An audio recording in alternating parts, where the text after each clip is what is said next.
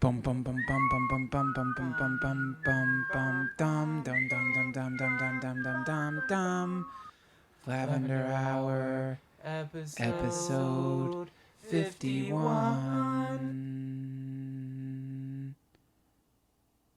We're here on the 51st episode of the Lavender Hour. This is a bonus episode. Thank you so much for paying for this episode and for contributing to the emerging form, which is currently known as live, or, well, I don't know if it's live, podcasting.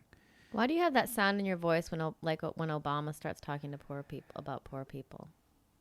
Well, I've been taking smart drugs. Is that your empathizing voice? No, the reason I have this tone in my voice is because I was going to go back and harmonize. I was going to try to harmonize it with my voice in the beginning. You were going to say it at the same time, or you were going to sing? No, I was going to, like, with the song, I wanted to harmonize. I wanted to create a harmony at the beginning. Are you good at harmony? No, I'm terrible. But I think if I do, like, this dun dun dun dun dun dun dun dun dun dun dun dun dun dun dun dun dun, then I think I can add a harmony to that fairly easily. But I don't know. It's going to be I'm going to try. Also, my voice is raw. I just did another podcast. It's a podcasting day today. What'd you guys talk about? Oh, man. We talked about, I think my favorite thing that we talked about through the whole thing is he played this country song that's like, because we were talking about like nationalism, and he played this country song which ends with like this southern farmer, like kind of patriotic music playing. It's like, I like my life, I like my guns, and if anybody tries to take that away from me, well, I'm not gonna let them, and everyone should feel that way. But it was just very nationalist. Probably Lou Barlow's favorite song. It was that's funny. You might like it, I don't know. It was very nationalistic. And then it was funny because we were talking about how, that's probably what cancer sounds like. You know, it's just like some idiot who doesn't want to evolve. I want to kill, and I want to use symbol structures to represent reality instead of being in touch with actual reality. And I'm going to fight for that right. That's what we talked about. It's pretty cool. And I'd love to talk about it more because we got distracted. I didn't get a new flashlight. Too bad. And now my voice is going. So, I don't know. We're going to New Orleans on Friday. That's exciting. You and Joe Rogan? Yeah. Sold out. House of Blues. 700 people. I'm kind of nervous. I mean, What do other people... I don't listen to podcasts. What do people talk about? I think each podcast has like a specific flavor to it. It just depends. Like, you know, some podcasts are, it seems They like, don't all try to start a cult, right? well, I think that they all create a kind of I'm kidding. I know you're kidding, but you know, the cult thing keeps coming up. Like, it comes up in a lot of different ways. It's like, you know, what's a cult? You know, the actual definition of a cult? What? For a cult to really be a cult? There's a lot of fascinating things about cults. One of them is they have to have a strong central leader. Oh, I know these. They need to ask for money, and they want you to get yourself away from your family. That's exactly right. And also a healthy person doesn't want everyone around them to be like them. Like, you don't want that. You want the people around you to be diverse. Oh, that's why Christianity is a cult. Well, no, so Christianity is just like one big swath. What's that recruiting aspect of Christianity? Well, that's, you know, what happens is you have My friend's mom's Christian, and she recruits people at the mall. Holy shit. Well, that's whatever group she's in that claims to be Christian, or whatever sect of Christianity she's in. Perhaps that could be a cult. I don't know. But Christianity is just, there's no real Christianity. It's what a sect of people happens to say it is at the time. So you've got like the big forms of Christianity, like Methodist, Episcopalian, Catholic, and then you've got like subsects of Christianity, and then subsects of that form of Christianity. It goes all the way down the chain until you end up with these weird groups of Christianity, like the Phelps family, the God Hates Fags group, where they say they're Christians, And, that's probably where things start getting culty, because you've got this strong central leader, which is two strong central leaders, Fred Phelps and that woman. And you've got a group of people that they seem to encourage to all operate in one mind, one focus, one idea. There's no opening for discourse. There's no possibility of anyone impinging on whatever the founding member's vision is, and those who do impinge on it get kicked out of the cult. So that's when you end up with all these people acting exactly the same way and repeating the same phrases over and over again. That's how you can always tell you're around cultists, because one of them will say some specific form of some sentence. You'll hear a sentence, and then you'll hear it from another person, exactly the same sentence. But that's what the Buddhists we go to, they do that. Well, yeah, I mean, that's a form of group. They don't want your money. That's a form of groupthink, though. It's like we shall be victorious. That's it. Where everyone starts saying the same exclamation, and that's encouraged.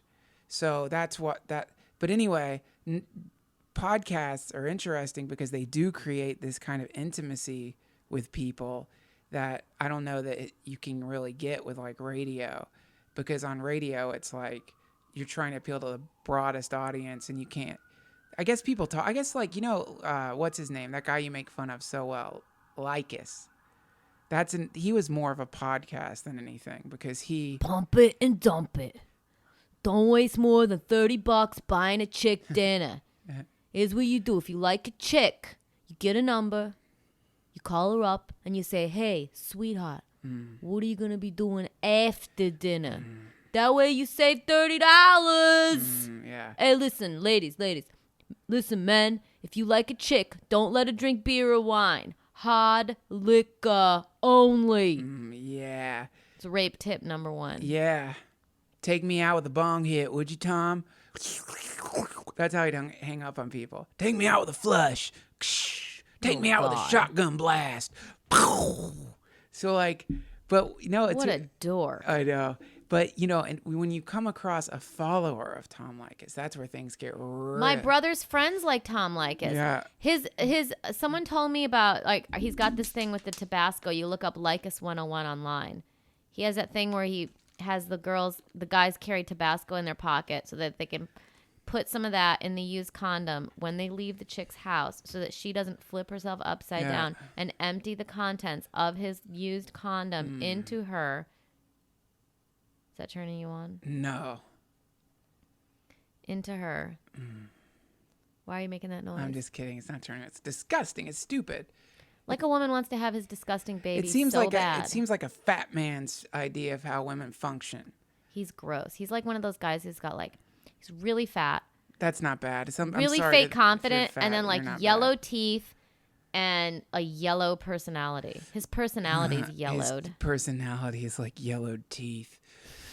But he gets this really serious tone in his voice when he's talking to people. Oh, Andy's 300 pounds. He can't even walk. They just wheel him up to a mic. Trust me, that's the way it is. It's the way it works. You want to know the truth? Here's the truth. That bitch is going to take everything from you and leave you with nothing. You're a brainwashed Just like they did idiot. me, because I'm a dick. Just like they did me in the playground when they left me sitting in the sandbox and played while I watched mournfully, plotting my revenge. So he's like a nerd, you think? Take me out. Well, I mean, that's the problem is I don't know. No, I wouldn't call him a nerd. I think there's a name for what he was or is. I don't know where he is now, but it's called apologetics. Do you know what that is? Mm-mm. It's like arguing at a skilled level. It's like apologetics. Apologetics is a form of it's like getting really good at arguing. So when someone engaged, Are you sure it's not apoplectics? I've never heard that before. Epileptics. Are you sure it's not apologetics? I could be wrong. I hope I'm right, but I think it's called apologetics. But yeah, so he's really good at arguing. So people would he created a situation where people would call him. He created such a polarizing environment that people would call him up with clearly different opinions of what he was saying and getting like arguments with his ridiculous ideas. And they're ridiculous. But so when you're like getting in an argument with someone who already has ridiculous ideas, you're kind of not going to win anyway because it's ridiculous. It's an absurd concept that's basically split human beings into men and women and made women into this kind of mutated form of helpless life and men this kind of beleaguered, I guess, manipulated idiots who are being like constantly taken advantage of. It's a really spooky story. It's almost like women are like one step above zombies. They're like witches hiding in the bars, waiting for you to come out so they can talk to you, get some free drinks. Like how? I mean, I know they're out there, but I really do wonder: do women want free drinks that bad that they're going to engage in a conversation with Tom fucking Likas? Yes. Really? Mm-hmm. So someone. And you know what else they want? What? Steaks. Right. And you know what else they want? What? Purses. So he's right. Kind of. That's so weird. Not all women, but there are women. I want to be. I would. This is one area where I'd like to remain naive, but it's like it's so funny to me because I would never ever go out with someone for a meal. I wouldn't do. I would just like eat a sandwich at home. Like the idea of having to have a conversation. A meal's not a good. That doesn't feel like the right exchange if I don't want to really talk to somebody. But I guess that's what women. This girl told me once that when I worked in New York at this bar, she's like, we would have like a 30-minute break. And she used to be a stripper or something. And she's like, I'm going to go meet this guy for oysters up the street during my break. And she told me who it was. And I was like, you're meeting that guy? And she's like, social practice. And then like went. Social practice? Yeah, she just wants to practice going out and eating like oysters or escargot or something. Huh. Like, she wanted to practice what it was going to be like when she really liked a guy, I guess. Like how to act at a restaurant. I mean, somehow social practice seems at least a little better than. And by the way, women have been doing that for a long time. Yeah. But maybe we've been doing it because we've been robbed. Robbed of what? I don't know. I'm sure we've been robbed of something. Robbed of what? Oh, why isn't Gloria Steinem on this podcast? Robbed of what? Do you think the ability to make money? Women used to not be able to vote. Do you think Gloria... They used to be raped all the time. Do you think Gloria Steinem would side with you on the idea that women are victims and... Did I say women are victims? I'm just telling you the women I know. Some women will, in exchange for some red meat, talk to a man for an hour and a half. I'm just telling you. Times are tough. I'm just telling you. No, I do remember talking to a girl who would go out with guys because she was hungry. Fuck, that sucks. God, that's so demeaning. I'd go to a soup kitchen first. That's got to feel so weird to be sitting with a guy and just knowing that you're only there purely for calories. Spooky. That's a spooky feeling. Let's cut to a commercial. Dum dum da dum. We're back. Women and men are different. Well, I don't deny that. I mean, the problem is, here's the problem. People are putting on an act. People are playing. Who? Everyone. People have an ego and they're putting on an act. So men will pretend to be, one way. Women will pretend to be another way. But it's clearly an act. You're not fooling anyone. I mean, you're fooling dum-dums.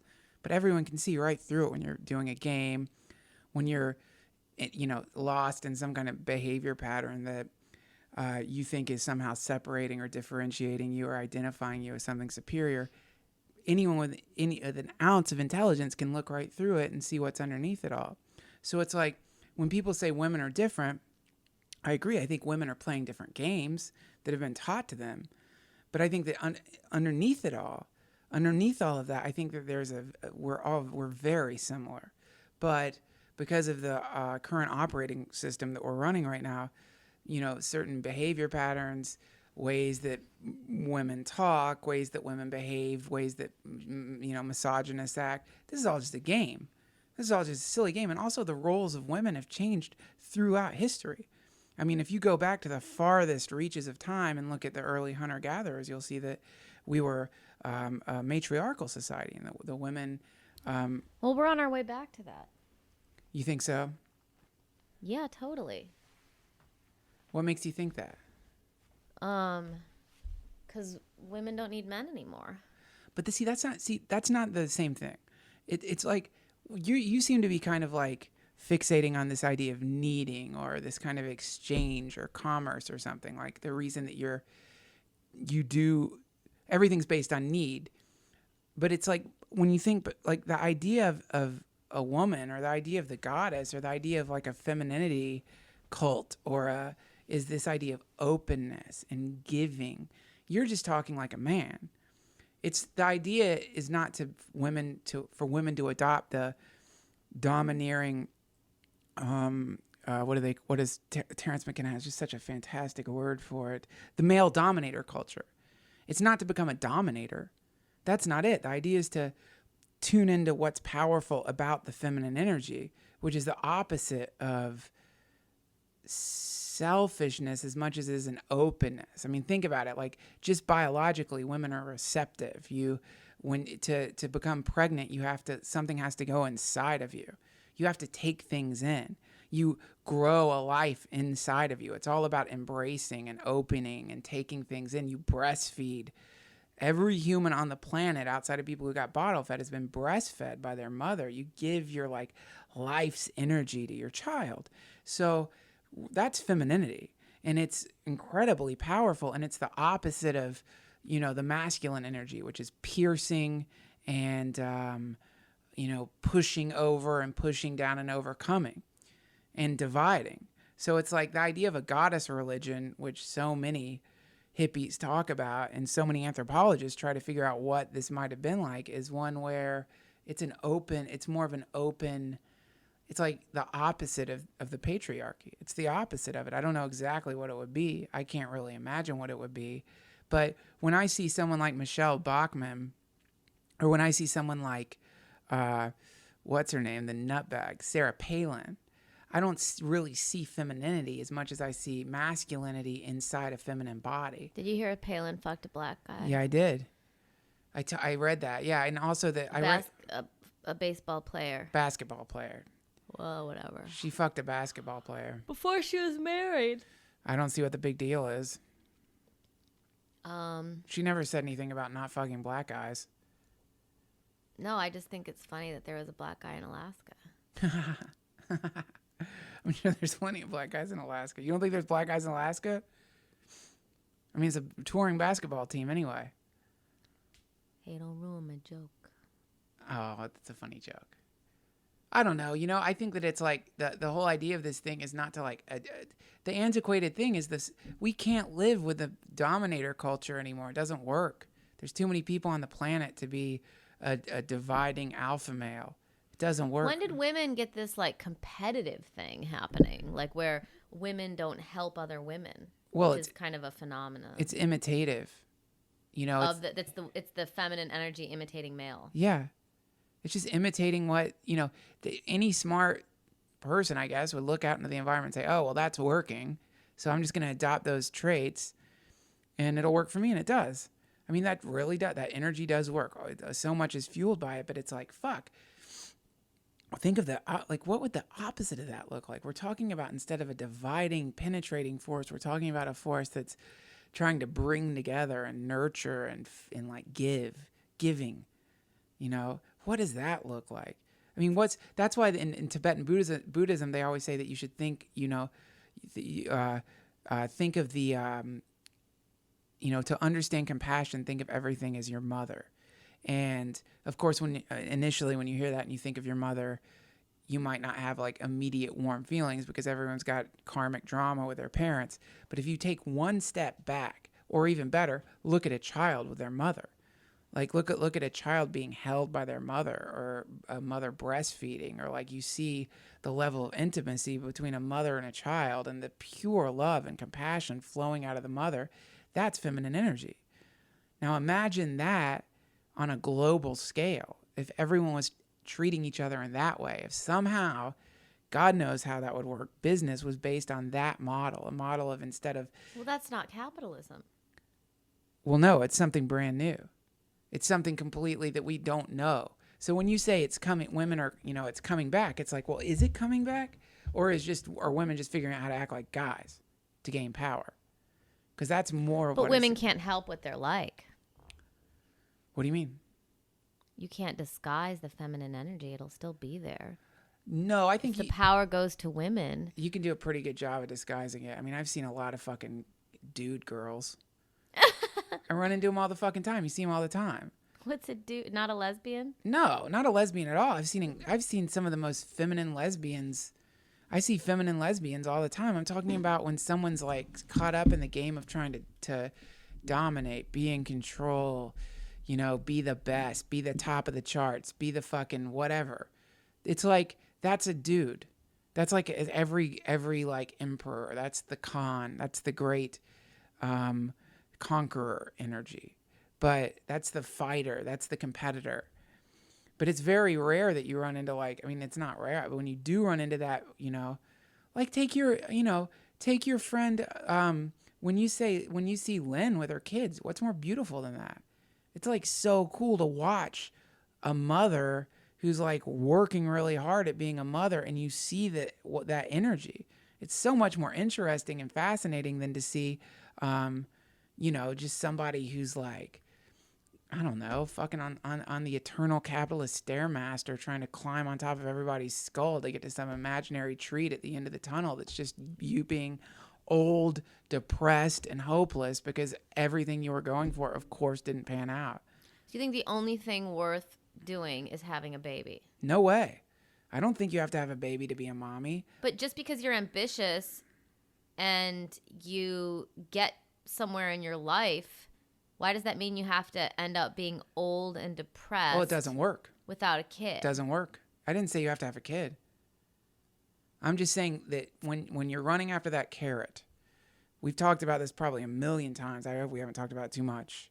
When you're running after that fucking carrot, whatever the thing is, you will find every step of the way, when you get the carrot that you've been running after, in general, it's not the best feeling.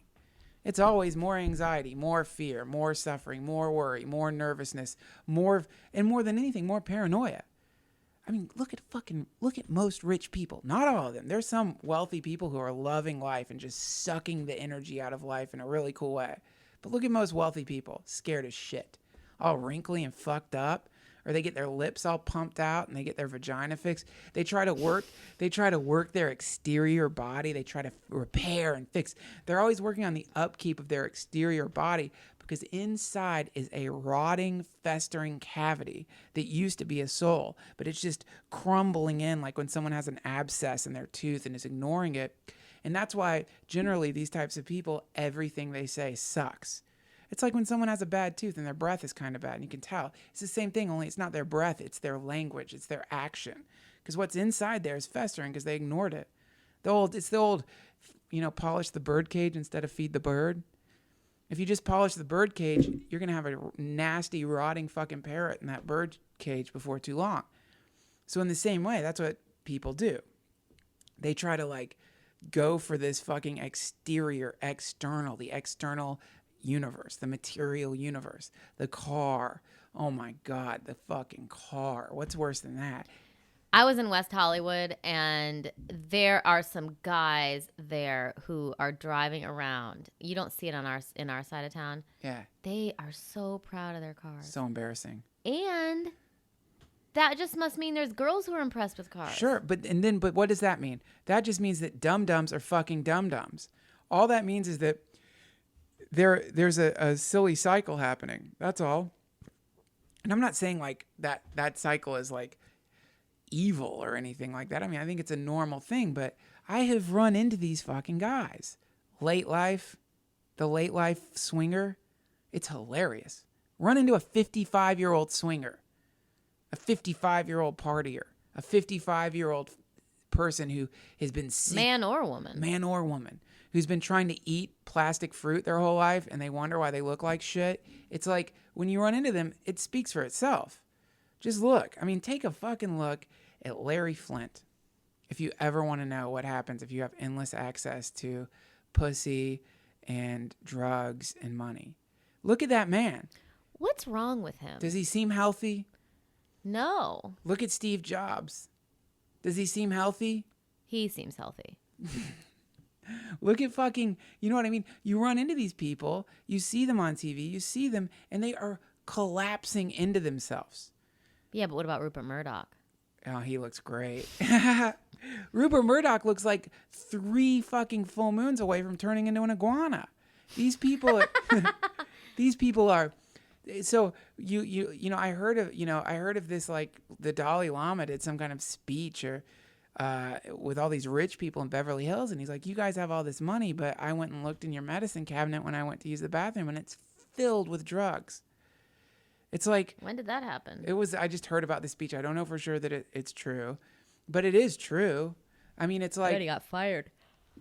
Yeah, why are you get out of my fucking cabinet, monk, Weirdo. But the truth of the matter is that these things, they don't satisfy, and in the moment they seem like they might, but then even when you're in the moment and you're getting whatever the thing is. Okay, let me ask you this: Come for it. What truly satisfies you? Me? Yeah. It's simple. What truly satisfies me is so basic, it's embarrassing.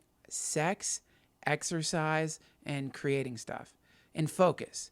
Those 3 things, anytime I find myself in a place where I'm like getting a chance to focus, like reading, chanting, running, all these things, that makes me happy. It makes me feel good, and it feels really great. And then creation, like when we do a really good podcast, I have a really great feeling at the end of that. Like when people. How long's the feeling stay? Because mine stays for about 6 seconds. For the podcast? For any of that. Well. But yeah, for the podcast. That's a prolonged feeling because I feel like we now have a dialogue with a group of really smart people, which is kind of awesome. So that feeling, but it does dissipate. I'm not denying that it doesn't dissipate. It does dissipate, but it feels more, I don't know. It feels to me like the Lavender Hour or this new emerging form of podcast is a little bit more than just a ambitious attempt at garnering people's attention. I think it feels like it's more of a connection and a kind of back and forth dialogue with people. And it also seems to be right now lining up with kind of a general evolutionary flow that's happening on the planet, which is the escape from the totalitarian regime, which has been the networks, record labels, and whatever media distribution company or conglomerate has been in control of what type of art is getting into people's hands. So that's kind of awesome and exciting. But is it ultimately, I don't know, as meaningless as, trying to make $1 million in the stock market so you can get a beach house and a nice Ferrari? I don't know. I hope not. It doesn't feel like that to me. I don't know, though. The Situation parked his Ferrari in a handicap spot today. I know. I heard that was on Chelsea Lately tonight. Do you think, what was your joke for that? I was just going to say, that's who's driving Ferraris. The Situation. Well, I just think it's an interesting idea that people can, the capitalist system can work like for people who really have zero. Yeah, it's amazing. But see, that's the thing. That's who it's made for. It's like, and this is the, if you are like into your Ferrari, if you can do it, if you can pull it off, it's great. Yeah, there's an innocence to those people, yeah, like the Jersey Shore people. If you love it, it's great. If you're into it, if you're absorbed into it, it makes some people happy. It makes you happy. It's great. I'm talking about the other side of the fucking spectrum.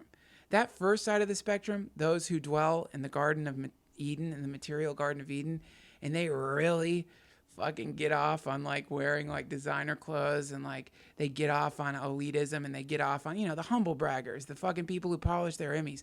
Those people who really get off on it, and they wake up in the morning like, yes, Emmy parties tonight. And they're really into it. Natasha, those people are blessed by Satan or some dark god, but they're blessed, and God, and that's wonderful that they get to enjoy their life. Who do you think's like that, who's famous? Like, can you... The Situation. Right. He loves it. I think he loves it. Yeah, Emmy party. But he probably knows how to enjoy life more than most people.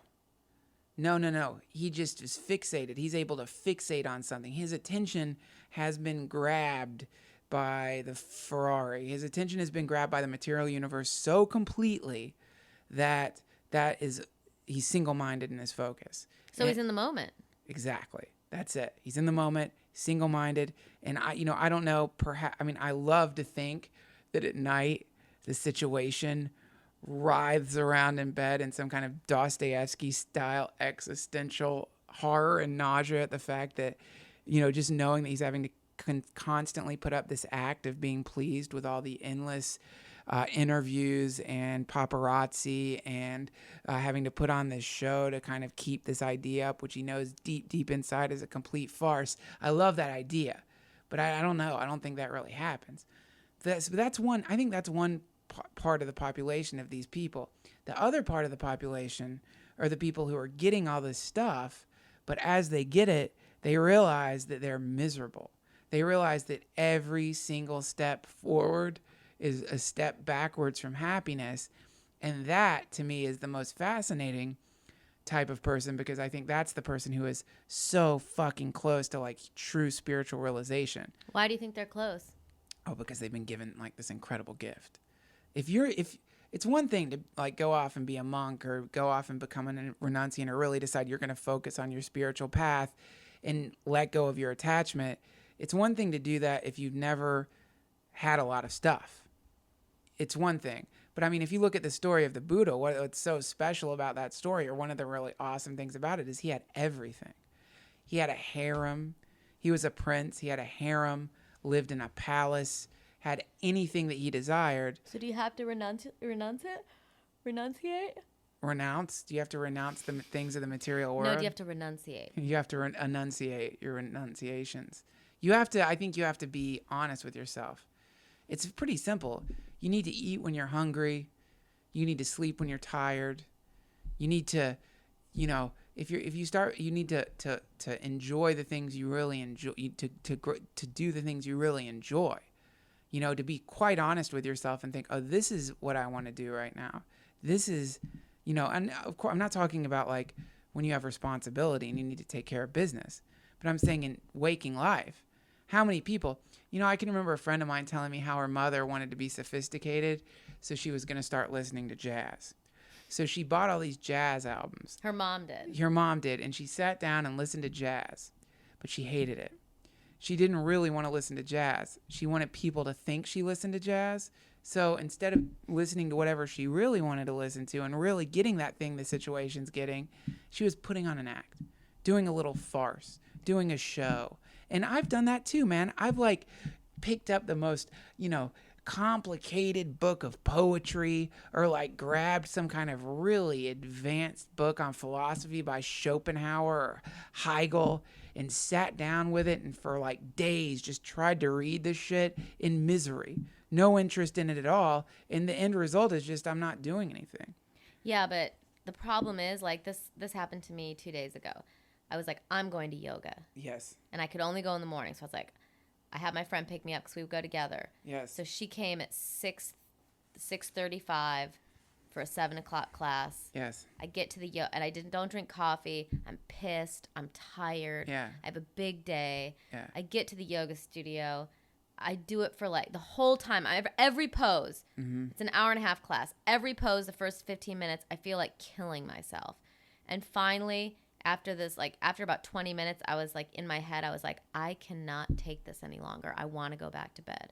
And I grabbed my mat, grabbed my towel. Yes. And walked home. Yep. Like 15 blocks because she had driven me there. What's wrong with that? And on the way, I saw a dead goose. Holy shit.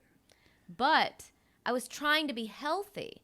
So I wasn't trying to prove that I was cool, that I would do yoga. No, it doesn't sound like that's another aspect of it. I was just trying to like do the right thing, like exercise. Yeah. But I did not want to be there. That story sounds like really good.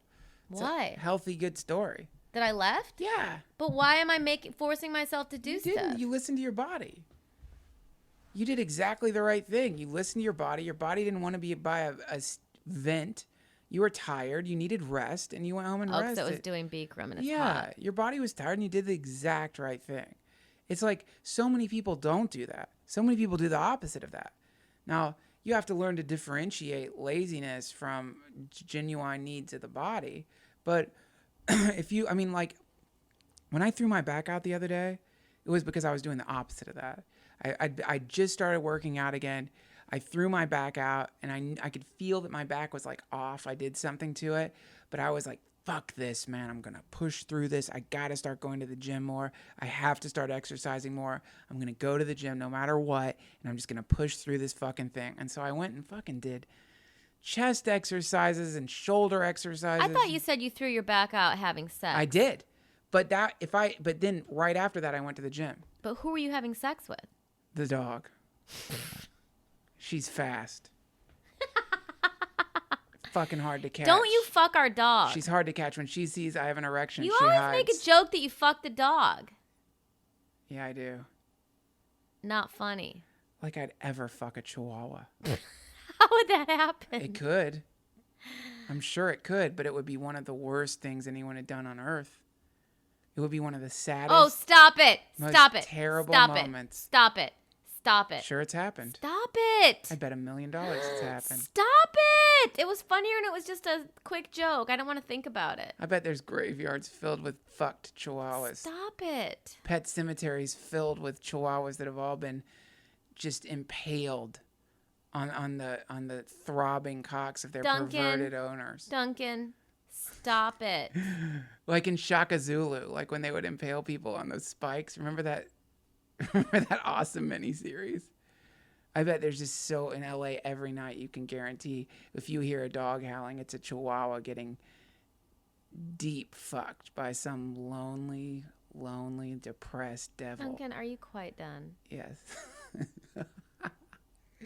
I would just like to get to the point where I don't even try to go to the yoga class, or it seems like a real waste of time. Well, I think to make yourself get up in the morning, hate yourself for like a full 50 minutes. You're hard on yourself now, which is its own energy waste. I was so mad at myself from the moment I woke up till the moment I walked home. That's not the idea.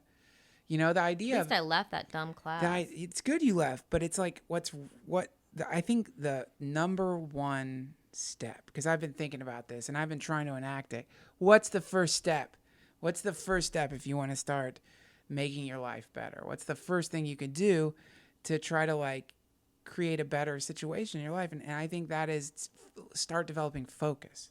That's the first step. I think that we're all shell shocked by technology right now. It is true. I was trying to play piano and every 5 seconds I was doing a text. Yes, that's the problem. And don't feel guilty about that. That's just right now we're experiencing.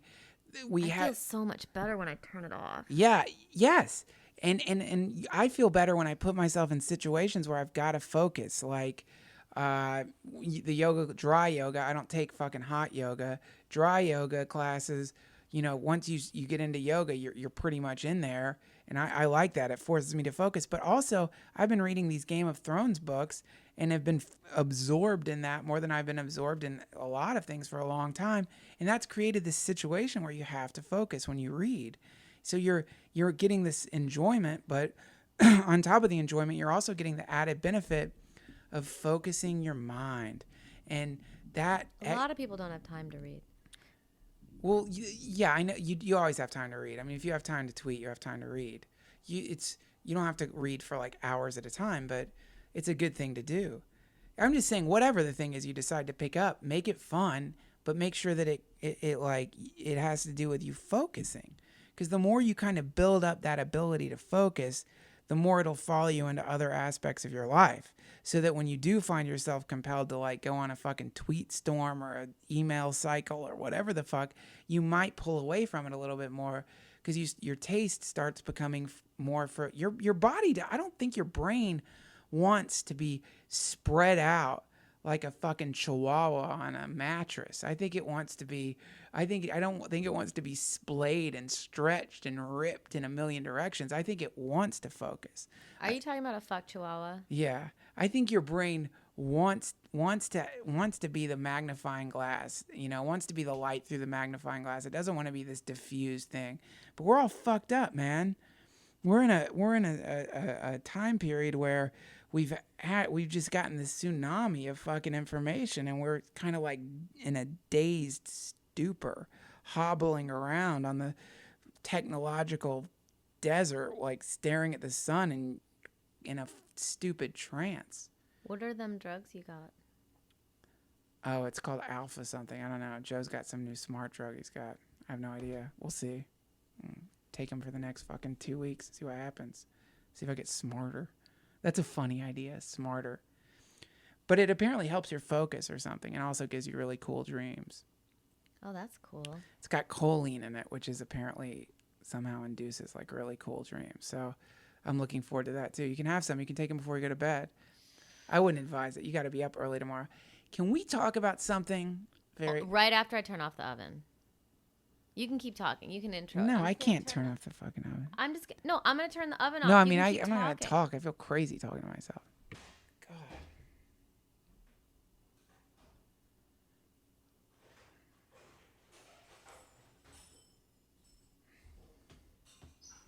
Talking to myself.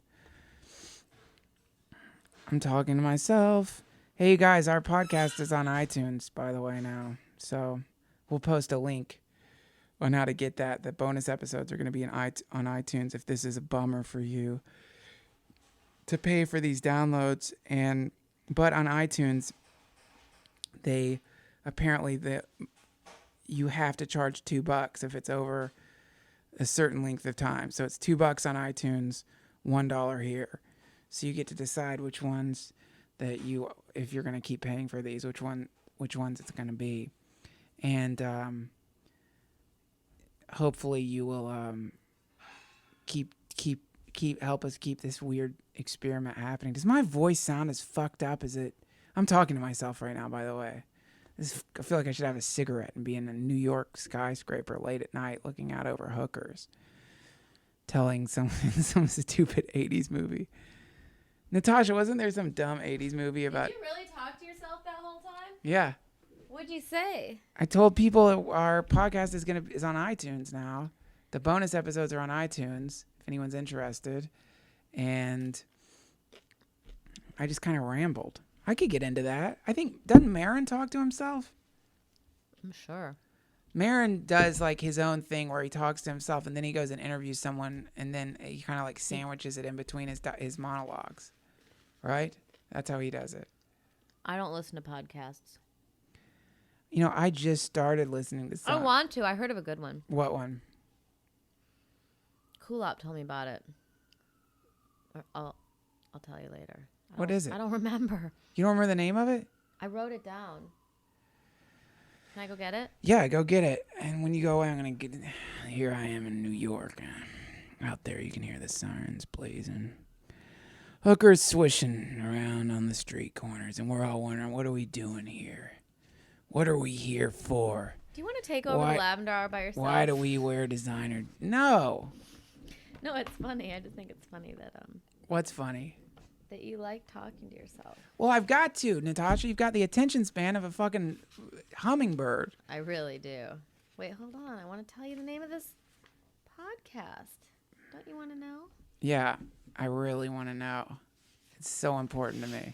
You told me I should go get... Oh, here it is. Radio Lab. WNYC. Oh, yeah, I've heard of that. I've heard it's really good. Yeah, so now I'll listen to it. I'm glad I found it. Maybe some of the people out here would like to hear it.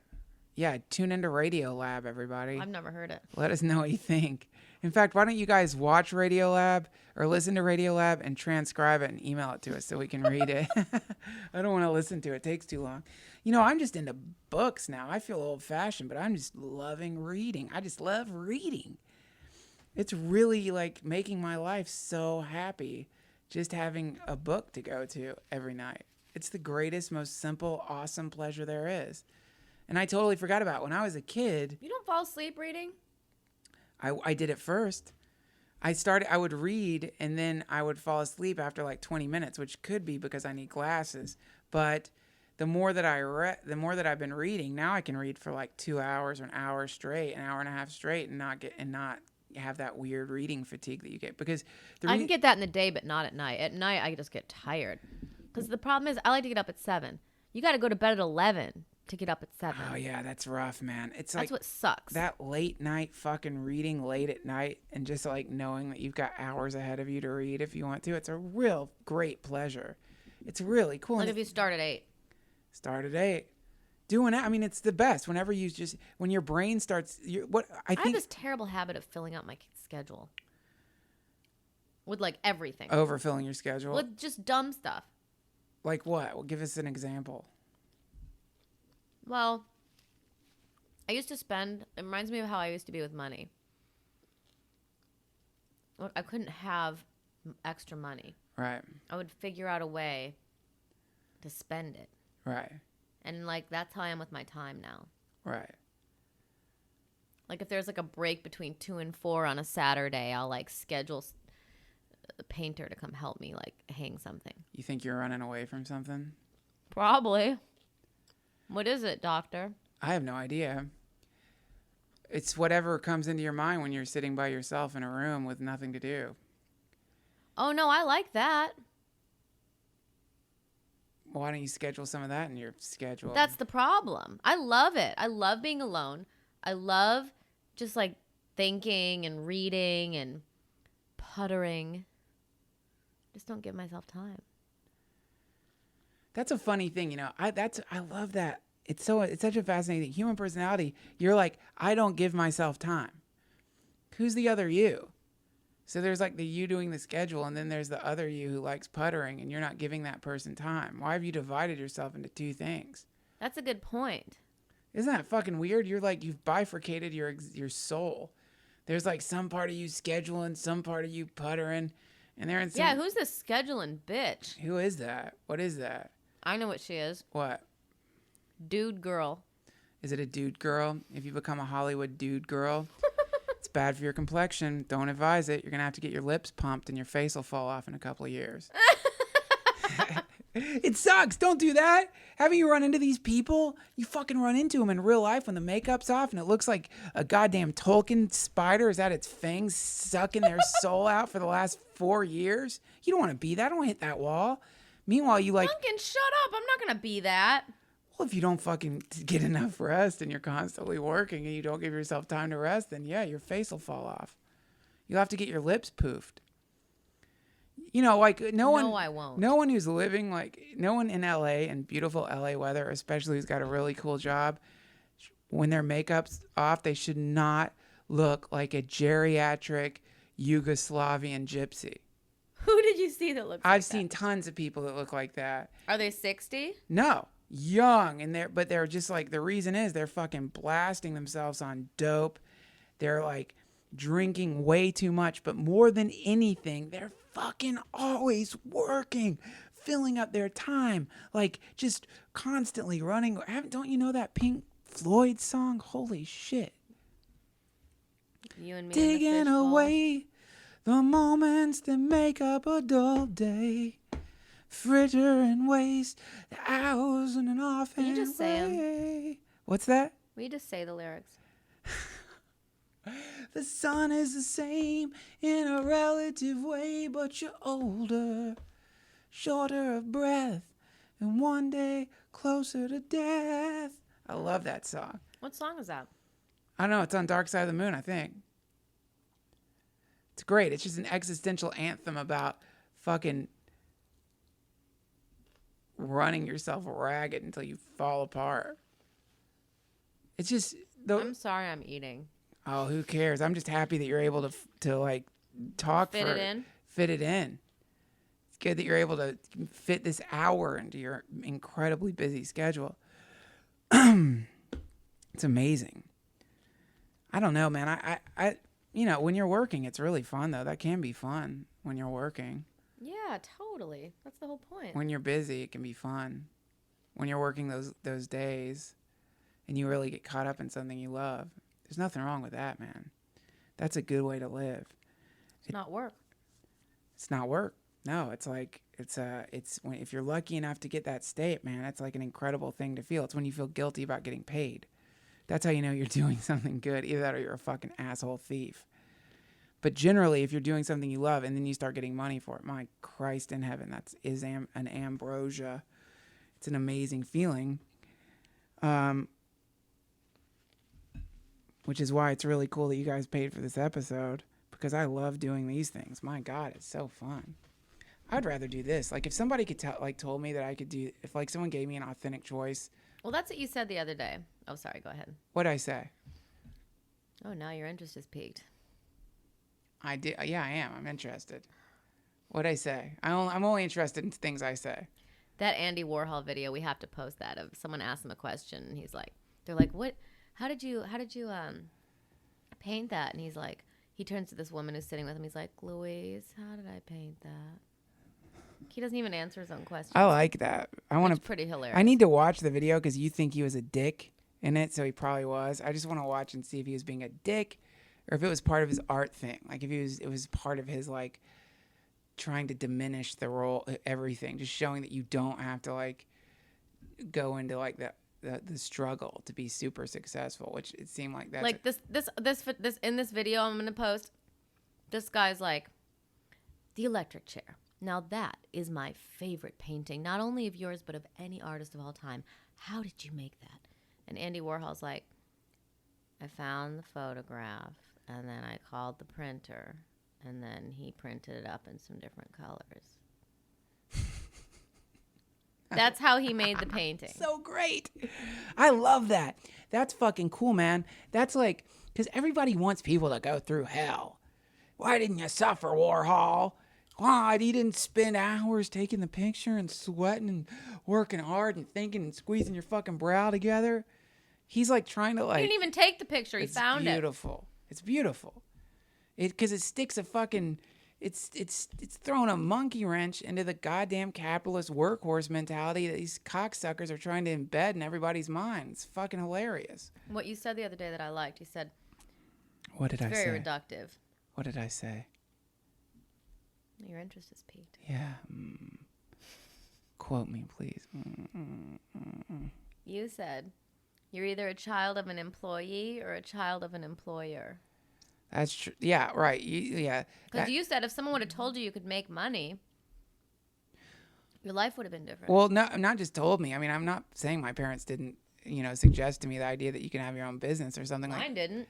Well, I just, it's my school didn't. My guidance counselors wanted me to work at fucking the gas station. It's if you have the experience of your father or your mother, if you've experienced, the ups and downs of what it means, and I think the majority of people do have this experience of having, your livelihood depending on how well a company or a boss likes your parent, then, it gets embedded into you, so you come home. What do you mean likes your parent? So let's say that your dad works for a factory, and your dad comes home and he's like, you guys, I'm worried there's going to be layoffs. And all of a sudden, everything shifts. Your stability is not based on what your father's doing. Your stability is based on this bigger thing that your father doesn't have control of. So you get taught this idea that, a lot of things are out of your control. And you get this, like, subliminal kind of helpless feeling, And there's all varieties of this, like if your father isn't getting along with old man Williams, the boss, that son of a bitch called me in on a Saturday, or whatever it is, it teaches you this idea that the way that you need to harvest the fields is by harvesting someone else's crops instead of growing your own. So, but if your father, if your parents are the opposite of that, and they're the ones who are like have employees and have started their own business and are running things, and they figured out how to create a machine that generates money, and you see that it's possible, then the odds are pretty good that when you go out into the world, you're going to know at least, yeah, this is totally possible. It's not going to seem like some absurd dream to be able to generate your own income without the favor of a corporation or a boss. I mean, isn't that one of the really beautiful things about America is that there is that potential to design a money-making machine in the form of a business. That's all a business is. It's a money-making machine. Put the gears together, right? And you can do it. It just takes training. And capital. It takes some capital, but a lot of people, they if you're clever enough, you can really get advanced in a lot of things that you can do from your home, like video editing, web design, coding. There's all kinds of shit out there that if you just spend your spare time studying. I took Adderall over the course of a weekend and learned to code an action script. I'm not saying I'm an action script coder, but I definitely learned a lot more about it than a lot of people would probably think I know how to do. And that was just a weekend. I can't imagine what would happen if you did it over the course of 3 dedicated months. At the end of those 3 months, and if you learn to code, if you learn some really good coding languages, then you can, start building apps. And if you don't want to build apps or you can't think of them, you can build apps for other people and they'll pay you a lot of money to do it. I mean, I'm not saying it doesn't take a shitload of work, but my point is you can construct a reality where you don't have to have a boss and you can do it while you have a job. Or you can do it while you're on unemployment. Or you can do it. As long as there's libraries and internet connections and books, you can make it happen. You can do it. I promise you can. I know you can. It's possible. I mean, might not be the easiest life, but it's better than, it gives you hope, right? You're a real inspirational speaker, Duncan. I'm an inspirational speaker. You are too. Say something inspirational. What do you want to say? Well, if tonight you collapse from exhaustion and never wake up in the morning, or your menstrual cramps get so bad that it crushes your... They are bad. So you don't even know what that feels like. I know. But through the pain, speak through the pain. What message would you give the world right now if you knew this is the last time you would ever be able to publicly address the world? I hate when people say stuff like that. Is that your message? Thank you. Good night. No. You got no choice. The bombs are coming in. We're going to send this into space. This is what future generations are going to guide themselves on. Well, I'd want to say something specific to certain people, probably. Come on, you got to have something. Something. What would you say? Worship my idol and you won't get any more earthquakes.